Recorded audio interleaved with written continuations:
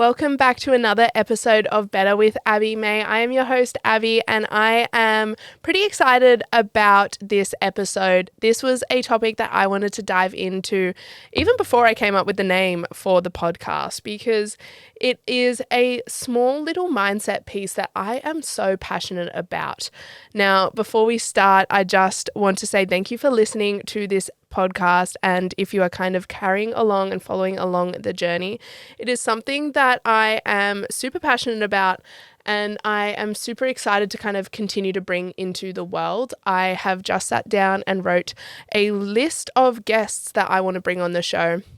And I'm really looking forward to diving into some of those guest episodes, because that is where the really cool conversations are going to happen. And I feel like I am going to somewhat thrive in that environment of sitting here with inspirational, influential people and chatting to them about whatever it is they are passionate about, whether it be business, fitness, mindset. But those are to come. Today we are diving into another solo episode. And as you can tell from the title, this one is for my 9-to-5ers, my full-timers, my corporate girlies, my shift workers, whatever it is. Essentially, in this episode, I want to dive into the mindset that comes with a full-time role and essentially pulling back that victim mentality that I see far too often comes with the role. People allow this role or this full-time position to become their identity and let it get in their way of achieving so much, achieving their goals, chasing their dreams, building the social life that they dream of, because they feel like they are in shackles and chains and stuck to this commitment of a business role, full-time salary. If you are following along my journey, you probably know already a 9-to-5 role I have decided is not for me.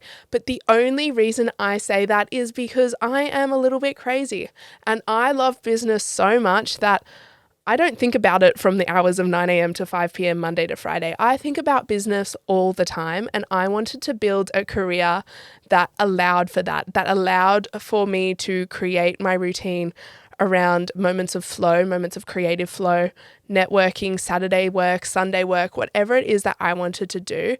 I wanted it to essentially just let me be crazy, because I feel like when you figure out what you are passionate about and you just dive into that section and that area, it doesn't happen Monday to Friday, 9 to 5. We know that.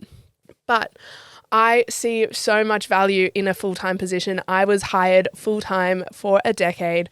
I even worked full-time hours during my HSC, year 11, year 12, and I loved it. I loved the stability of a full-time role. I love being able to clock off after work and think, I don't have to think about that role or that job until Monday, whatever it was. And it allowed me to build this life and this routine outside of this salary that was just so grand. Like, I was so passionate about making sure my 9 to 5 wasn't going to define me. And I did what I needed to do to have a really brilliant social life, to chase my goals, whether that be in fitness or even upskilling myself to some degree.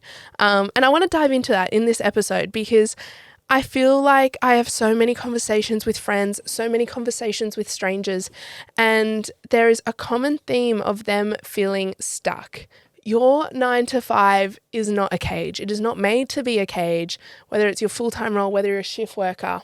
It is essentially a classroom. Like, it is an opportunity to leverage into these resources that this business or this company, whoever it is that you work for, you have access to so many resources and so many opportunities, and there's a really good chance that you're just not seeing that and you're not leveraging into them and you're not building yourself under this structure, which will allow you to feel more fulfilled. So that is essentially what we can do within the hours of the 9 to 5 itself. Is whilst you are employed, it is so important to double down on what you enjoy doing and figure out what you're passionate about in this space.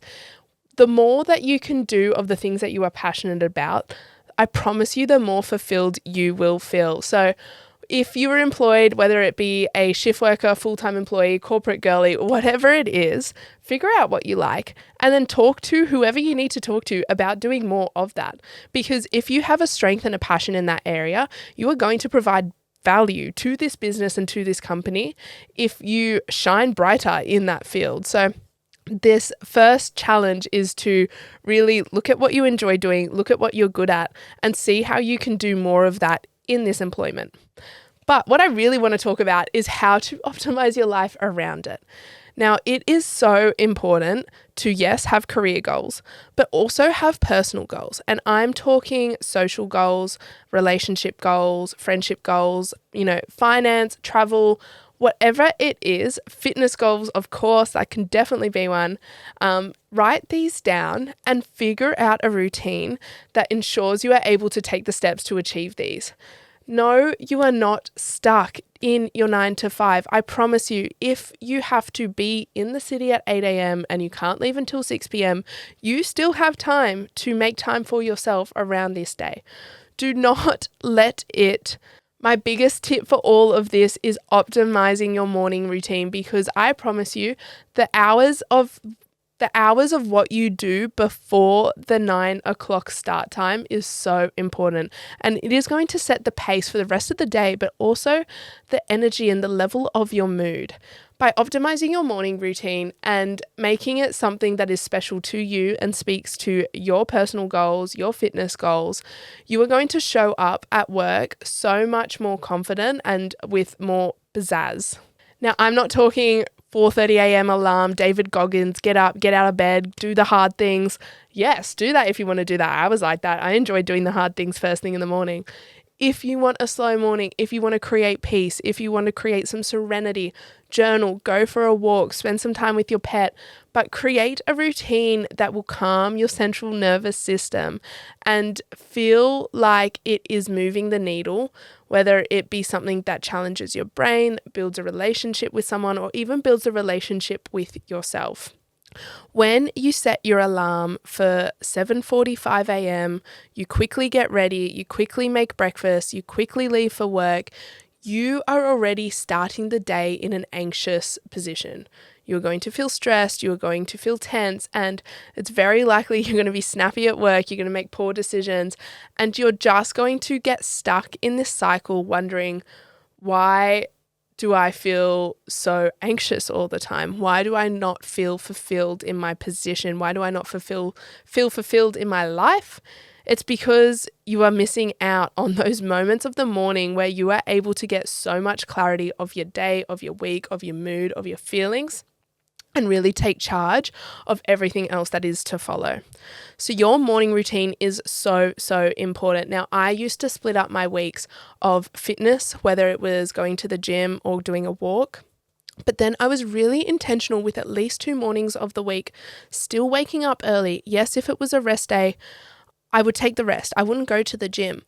But I would do something that filled my cup in another way, whether it be a beach walk, whether it be going out to get coffee with a friend. I was making sure that even my mornings had a social aspect, or an aspect that made me feel good about myself. I know the days that I slept in and I thought I needed to sleep in and I thought that was what was going to be good for me, and I quickly got ready, got out of bed and went to work. Those are the days that I felt shit. I did not enjoy the day. I felt groggy and blech. So hit your day with energy, wake up early in the morning, do what you need to, get better at waking up early in the morning, and build a routine for yourself. Another huge mindset shift for me in my 9 to 5 employment was to stop looking at it as I was an employee of a business. It's a little simple mindset shift of telling myself that where I was and what I was doing was all in the mission and in the trajectory of where I wanted to go. Yes, I worked for somebody else, but I worked for somebody else because I was learning, I was gaining experience, I was earning a stable income whilst I built other aspects of my life in order to prepare for this next step or this next chapter, which obviously for me was self-employment. But I used it as a strategic foundation as opposed to being stuck, as opposed to somewhere that I was, I owed this company because I was an employee and that was my identity. Essentially, I made sure that my job or my employment was funding my vision.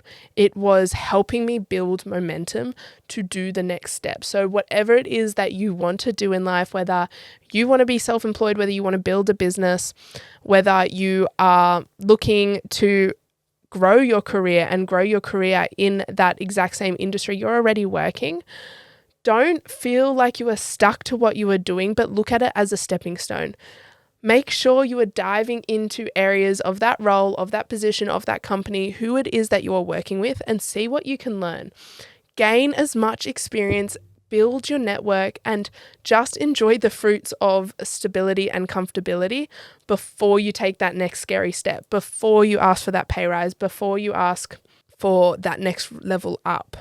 So I've definitely gone on a little bit of a tangent, but for my girlies, for my guys, whether you are working a 9 to 5, whether this is your dream, whether you want to keep building into that career, or you're simply using your 9 to 5 like I did as a stepping stone, as a way to build into your vision, to build your side hustle, to build your skills on the side. So when you are ready for your next step, you can hit it with so much power and so much execution.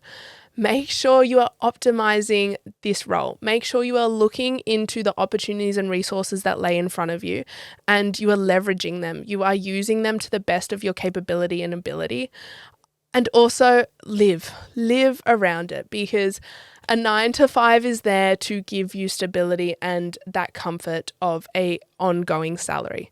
So spend your hours around that role and live, for God's sake. Like, meet friends, go on dates, go for nighttime swims, go for sunrise swims, do what you need to do to feel good inside, and stop letting it be the anchor of your life, because it is essentially a really great position to be in and you have so many opportunities at your doorstep. So this was just like a little mindset piece, and I really wanted to dive into it because it's close to me, only because I've seen so many friends be bugged down by it. And I want you to feel free, and I want you to feel like you are able to optimize your life and achieve so much, even in the shackles of a 9 to 5. So thank you for listening. This is just like a little extra episode. I should have episodes coming out every week, and I will be back in your ear holes very soon.